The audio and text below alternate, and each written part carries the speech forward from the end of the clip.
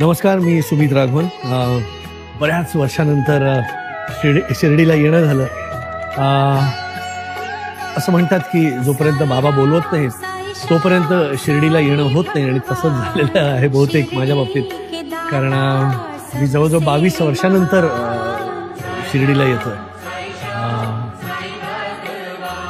आणि इकडे आल्यानंतर एकंदरच वातावरण बघितल्यानंतर भारावून जायला होतं. बाबांची जी धुनी आहे तिकडे उभं राहिल्यानंतर मला क्षणभर